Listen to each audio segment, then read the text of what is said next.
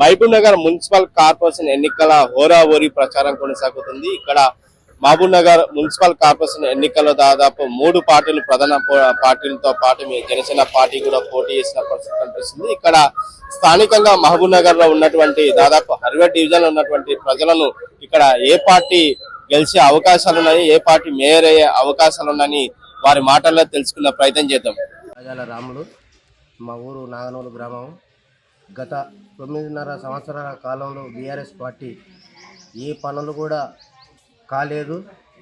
ఇప్పుడు 2 ఏళ్ల పరిపాలనలో కాంగ్రెస్ ప్రభుత్వం వచ్చిన తర్వాత మంచి అభివృద్ధి పనులు జరుగుతున్నాయి.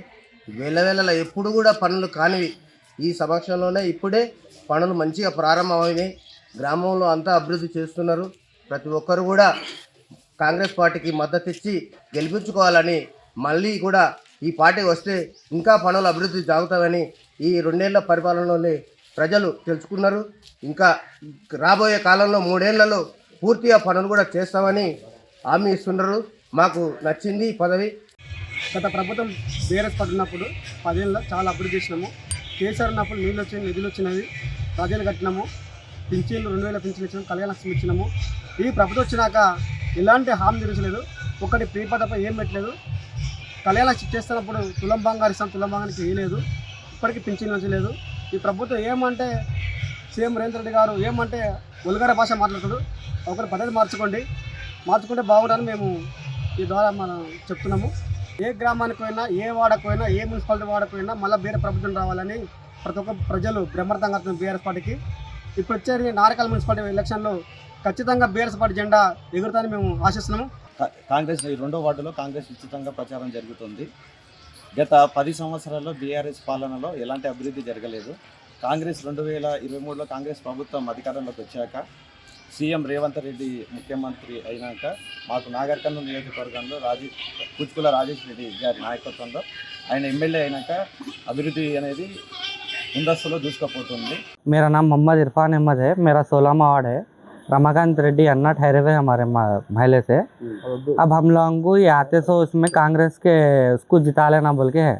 आनंद अन्ना हर टाइम हमारे आधी रात को भी काम आए सो है। अब ये आनंद अन्ना नए हैं, उनकी बीवी को ठहरा करे, ये बार कैसा भी करके उनको जिता लेना है। हम जिता लेके हम लोग काम करा लेना है, रोड आएंगे, मोहरे आएंगे, हमारे महले में इम्प्रूवमेंट करा लेना है उनको बुला के। हम उन्होंने है तो हमारे फ़ायदा होता है, इसलिए हम उनको वोट देना चाह रहे हैं। ఈరోజు 10 ఏళ్ళు పరిపాలన టీఆర్ఎస్ ప్రభుత్వం ఒరగబెట్టింది ఏంది లేదు. రెండవది కాంగ్రెస్ పార్టీ చేసిన నిజాలు చెప్పుకోవాలంటే ఫ్రీ కరెంట్ కావచ్చు, 200 యూనిట్ల కరెంటు కావచ్చు, రైతు భరోసా కావచ్చు, బోనస్ పైసల విషయంలో కావచ్చు, ప్రతి విషయంలో ఏది ఉన్నా కూడా కాంగ్రెస్ పార్టీ చాలా న్యాయం చేస్తుంది. ఈరోజు మున్సిపాలిటీలో కూడా ఫ్రీ బస్ విషయంలో కావచ్చు, ఏ ఒక్కటి కూడా మనకు చాలా న్యాయం చేస్తుంది. అందరూ మున్సిపాలిటీ విషయంలో ఆనందానికి చైర్మన్గా గెలిపించాలని చెప్పి, మరి మా 16వ వార్డుకి వెళ్ళి కూడా రమాకాంత్ రెడ్డిని గెలిపించాలని చెప్పి ప్రజలందరినీ ధన్యవాదాలు తెలియజేసుకుంటూ దీని విషయంలో ముగిస్తున్నాను. కాంగ్రెస్ పార్టీ విస్తృతమైన ప్రచారం చేయడం జరుగుతుంది మున్సిపల్ ఎన్నికల్లో గెలవడానికి. గతంలో 10 సంవత్సరాలు టీఆర్ఎస్ పార్టీ అధికారంలో ఉండి ఎలాంటి అభివృద్ధి చేయకుండా ఇప్పుడు వచ్చి మేము మళ్ళీ మాకు అవకాశం ఇవ్వండి, మేము చేస్తామని చెప్పేసి కళ్ళబోరు కబుర్లు చెప్తున్నారే తప్ప 10 సంవత్సరాలు అధికారంలో ఉండి ఏం చేయలేని వాళ్ళు ఇప్పుడు వచ్చిన తర్వాత ఏం చేయగలుగుతారు? మా ప్రజాప్రభుత్వం రేవంత్ రెడ్డి గారు ముఖ్యమంత్రి అయిన తర్వాత మా ఎమ్మెల్యే గారి సహకారంతో 16th వార్డులో ఇప్పటి వరకు దాదాపు 60 లక్షల రూపాయల ఫండ్తో డెవలప్మెంట్ చేయడం జరిగింది. ఇక్కడ ఉన్న కాలువలు కానీ, సీసీ రోడ్లు కానీ, విద్యుత్ స్తంభాలు కానీ అనేకం చాలా వరకు మేము ఏర్పాటు చేయించడం జరిగింది. ప్రజల అవసరాలను దృష్టిలో ఉంచుకొని మేము ఏర్పాటు చేయించడం జరిగింది. రాబోయే కాలంలో కూడా ఇదే డెవలప్మెంట్ కొనసాగాలనే ఉద్దేశంతో ప్రజలు ఆల్రెడీ డిసైడ్ అయ్యారు. కల్వకుర్తిలో మున్సిపల్ చైర్మన్ పీఠం భృంగి ఆనంద్ అన్న వారి కుటుంబం ఉండబోతుంది. కాబట్టి ఇక్కడ 16th వార్డులో కూడా 10 సంవత్సరాల నుంచి ఈ టీఆర్ఎస్ పార్టీ వాళ్ళే ఉన్నారు. కాబట్టి ఈ ఎన్నికల్లో ఖచ్చితంగా సునీతమ్మ గారు గెలుస్తారు. భార్య అన్నమాటది రత్నమాల, ఆమెకు సపోర్ట్గా మేమందరం కాంగ్రెస్ పార్టీకి వచ్చి ఆమెను గెలిపేయాలని తలుచుకున్నాం. ఇంద్రం ఇల్లు రావచ్చు, పెన్షన్లు రావచ్చు, ఏమన్నా ఇతర ఏమన్నా చేయాలంటే అవకాశాలు కావాలి.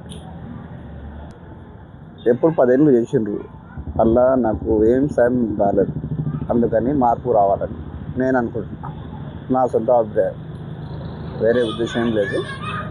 10 ఏళ్ళు పాలన చేసిండ్రు, కొత్త వ్యక్తికి ఇస్తే ఏం చేస్తాడు అనే ఉద్దేశంతో చెప్తున్నా. పేరు బండి నారాయణమూర్తి, నాగర్కర్నూలు జిల్లా కల్వకుర్తి మున్సిపాలిటీ 7వ వార్డు. నాది చిన్న కిరాణా షాప్ ఉంది, జీవనోపాధి అది. అయితే ఈ జనరేషన్లో మాకు బీఆర్ఎస్ పార్టీ గెలిస్తే మాకు కానీ పేదలకు కానీ రైతులకు కానీ ప్రతి ఒక్కరికి మహిళలకు కానీ బాల్యంతలకు కానీ ఎవరికే కానీ బాగా అభివృద్ధి చేస్తారని నమ్మకం. ఇంతకుముందుకు 2 సార్లు గెలిచినప్పుడు చాలా అభివృద్ధి పనులు చేసింది. ఈ కాంగ్రెస్ ఏమంటే వచ్చిందో ప్రతి ఒక్కరికి అన్యాయం జరిగింది. ఇంతవరకు ఒక్క పని చేయలేదు. ఆ బీఆర్ఎస్ పార్టీ చేసిన పని మేము చేసినామని, అభివృద్ధి చేసినామని గొప్పలు చెప్పుకుంటారు. దానివల్ల ఏం ప్రయత్నం లేదు.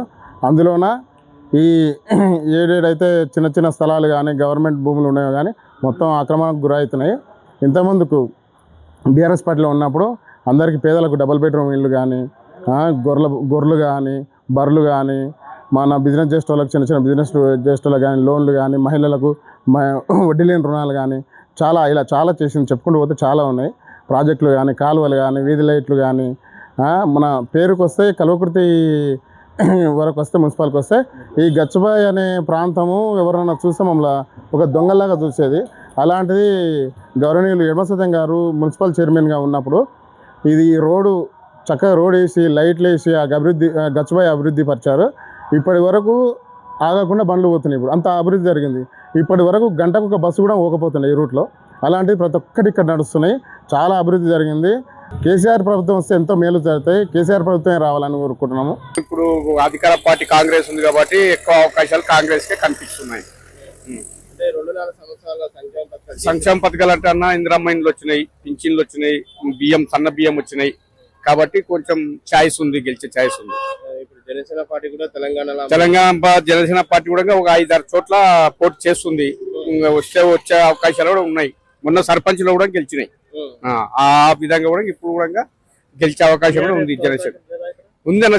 టీఆర్ఎస్ కూడా బాగానే ఉంది. శ్రీనివాస్ గౌడ్ గతంలో మంచిగా చేసిండు కాబట్టి ఆయన పేరు కూడా గెలిచే అవకాశం కూడా బాగానే ఉంది. మొత్తం ఎన్ని గెలిచే అవకాశం అంటే ఇప్పుడు 3 పార్టీల్లో మేయర్ ఎవరయ్యే అవకాశం? మేయర్ అయితే కాంగ్రెస్ అయ్యే అవకాశం ఉందన్న. ఎందుకంటే అధికార పార్టీ ఉంది కాబట్టి, ఎమ్మెల్యే సాబ్ ఉన్నాడు కాబట్టి అది మేయర్ అయ్యే అవకాశాలు ఉన్నాయి. 3 పార్టీలు పోటీ చేస్తున్నాయి. ఏ పార్టీ మేయర్ గెలిచే అవకాశం? మేజర్ అంటే ఇది కాంగ్రెస్, టిఆర్ఎస్ ఎక్కువ ఓపు కనిపిస్తున్నాయి. ఇక బీజేపీ ఏమో జర వెనక ముందు ఉంది.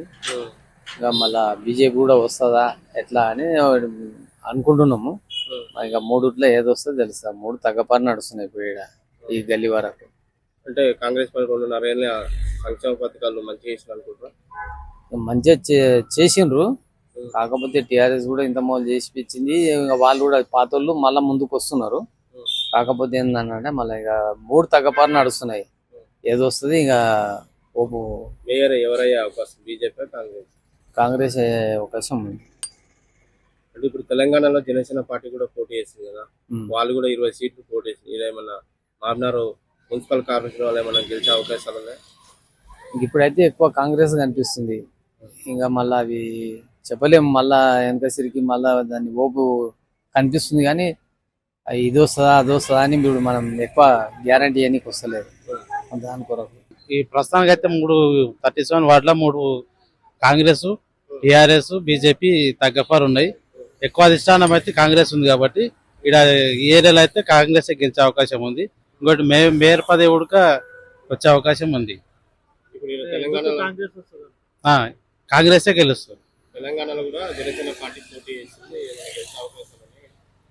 జనసేన పార్టీ ఈ ఏరియాలో అయితే లేదు. ఒక తెలంగాణ చేసేటం కానీ తక్కువ ఉంది. కాంగ్రెస్ పార్టీ అయితే ఎక్కువ ఉంది, ఎక్కువ గెలిచే అవకాశం ఉంది. అంటే ఈ 2.5 సంవత్సరాల సంక్షేమ పథకాలు ఏం చేసింది? కొన్ని పథకాలు అయితే చేసిండ్రు. కొన్ని కాంగ్రెస్ పార్టీ గెలిచిన తర్వాత కొన్ని పథకాలు బస్సు కానీ, కరెంటు కానీ, ఇక నీళ్లు కానీ కొన్ని బాగానే చేసిండ్రు. ఇప్పుడు నెక్స్ట్ రోడ్ కాంగ్రెస్ గెలిచే అవకాశం ఉంది. మేయర్ అయితే పక్క కాంగ్రెస్. మున్సిపాలిటీ ఎన్నికల్లో ఇప్పుడు ఉన్న రాజకీయంగా పర్వాలంగా చూస్తే బీజేపీ కానీ, టీఆర్ఎస్ కానీ, కాంగ్రెస్ కానీ కాంగ్రెస్కి ఎందుకు మా దిక్కు కోసం ఎక్కువ ఉంది. ఎందుకంటే ఇప్పుడు ఉన్న ప్రభుత్వం కాంగ్రెస్ ప్రభుత్వం గెలిస్తే ఇంకా పనులు ఎక్కువ అవుతాయి, ఇంకా మా గేరి కూడా డెవలప్మెంట్ ఇంకా ఎక్కువ అవుతుంది. కానీ మేము కాంగ్రెస్ ప్రభుత్వానికి మేము పనిచేస్తున్నాం. ఇప్పుడు మేయర్గా కొత్తగా వచ్చింది మున్సిపల్ ఆఫీస్ అయింది, మున్సిపాలిటీ మేయర్గా వచ్చిన అనుకో మా గల్లీ కూడా డెవలప్మెంట్ అవుతుంది. మా గల్లీకి వెళ్ళి మా ఇంకా ఎన్పి వెంకటేష్ అన్న గారి కూతురు ఉంది, మా అన్న బిడ్డ ఉంది. అందుకే మేము మా గల్లీ మొత్తం ఆయమకు మేము ఓట్లు వేసి గెలిపించి భారీ మెజారిటీ తోటి మా గల్లీలో మేము గెలిపించుకోవాలని మేము ప్రయత్నం చేస్తున్నాం. ఇప్పుడు జనసేన పార్టీ కూడా పోటీ చేసింది. అందరూ పార్టీలు చేస్తున్నారు, ఎవరి పార్టీలో వాళ్ళకు ఉండొచ్చు. మేము ఒకటి మాకు ఉన్న ప్రభుత్వం బట్టి చూస్తే కాంగ్రెస్ ప్రభుత్వం ఉంది కాబట్టి కాంగ్రెస్ ప్రభుత్వంలో గెలిస్తే మాకు కూడా గల్లీ డెవలప్మెంట్ అవుతుంది. మా గల్లీ కూడా డెవలప్మెంట్ కొరకు మేము కాంగ్రెస్ ప్రభుత్వానికి చేయాలని కాంగ్రెస్ ప్రభుత్వానికి చేస్తున్నాం. ప్రతి ఎలక్షన్ కి డిఫరెంట్ గా కనిపిస్తుంటారు మనకు. ఈసారి మొదటిసారి కార్పొరేషన్ అయింది, చాలా డిఫరెంట్ గా అన్ని పార్టీలు హోరావరి ఉన్నప్పటికీ ప్రజల మట్టుకము గతంలో జరిగినటువంటి జనరల్ ఎలక్షన్ కి చాలా తేడా ఉంది. అప్పుడు ఇచ్చినటువంటి అధికార పార్టీ హామీలను చూసి ఆశపడిపోయినటువంటి సందర్భాలు చూసినాం. ఇప్పుడు మట్టుకము గత 10 ఏళ్ల బీఆర్ఎస్ ప్రభుత్వానికి ఈ 2 ఏళ్ల కాంగ్రెస్ ప్రభుత్వానికి బేరేజ్ వేసుకొని తిరుగుతున్నారు. బేరేజ్ వేసుకొని ప్రజలు ఒక వైపు కంటూ మ్యాండేట్ ఇచ్చే అవకాశాలు ఖచ్చితంగా అనిపిస్తున్నాయి. ఐ థింక్ నాకు తెలిసి ఈ ప్రభుత్వం 2 నెలల్లో ప్రభుత్వాలు ఇవ్వకపోవడము అనేది ఈ ఓట్ల రూపంలో చూపిస్తారు అని చెప్పేసి నేను అనుకుంటున్నాను. ఇప్పుడు దీంట్లో తెలంగాణలో కూడా జనసేన పార్టీ పోటీ చేసింది, ఇక్కడ మహబూబ్నగర్ కూడా ఎట్లా ఉన్నారు? ఈ జనసేన పార్టీలు కావచ్చు, మిగతా పార్టీలు కావచ్చు, వీళ్ళు ఆడిస్తున్నటువంటి నాటకంలో భాగంగా అధికార పార్టీ అని రేవంత్ రెడ్డి అని ఆడిస్తున్న నాటకంలో భాగంగా వచ్చినటువంటి పార్టీలు ఇవన్నీ టీడీపీ కావచ్చు, జనసేన కావచ్చు, ఇంకోటి కావచ్చు, వీళ్ళంతా ఒకటైన విషయం తెలుసు. ఏదేమైనప్పటికీ ప్రజలు అంతిమంగా ప్రాంతానికి ప్రజలకు వాళ్ళకి ఏం జరుగుతుంది, ఏం న్యాయం జరుగుతుంది, ఏ పథకాలు వస్తున్నాయి, ఏ విధంగా ప్రాంతానికి డెవలప్మెంట్ జరుగుతుంది, ఎందుకు డెవలప్మెంట్ ఆగిపోయింది, క్లియర్ గా మహబూబ్ నగర్ లో హాస్పిటల్ తీసుకోవచ్చు, మార్కెట్లు తీసుకోవచ్చు, రోడ్లు తీసుకోవచ్చు, బైపాస్ తీసుకోవచ్చు, మీరు ఏది తీసుకున్నా ఎందుకు గతంలో చేసిన పనులు కంటిన్యూ చేయలేకపోతున్నారు అనేది ప్రజలకు స్పష్టంగా చూసుకుంటున్నారు. నేను ఏమంటే పథకాలు ఇవ్వకపోవడము, తులం బంగారు ఇవ్వకపోవచ్చు, మహాలక్ష్మి పథకం ఇవ్వకపోవచ్చు కావచ్చు, స్కూటీ లేకపోవచ్చు, రైతు బంధు, యూరియా కొరత, ఇట్లా అనేక పథకాలు వీళ్ళు ఏదైతే ఆశ చూపి చేయించుకున్నటువంటి పథకాలు ఏవైతే ఉన్నాయో అవన్నీ ఇవ్వకపోగా పాతవి కంటిన్యూగా డెవలప్మెంట్ అనేది ఆగిపోవడం కూడా ప్రజలకు కనిపిస్తుంది. అది ఓట్ల రూపంలో మలుస్తుంది. ఈసారి ప్రజలు గెలుస్తారు. మేరేడా ప్రజలకు ఏదైతే లాభం చేసిందో, ఏ పార్టీ ఏ ప్రభుత్వం ఏ పాలన చేసిందో 10 ఏళ్లకు ఈ 2.5 ఏళ్లకు బేరేజ్ వేసుకొని ప్రజలు గెలుస్తారు మహబూబ్ నగర్ లో.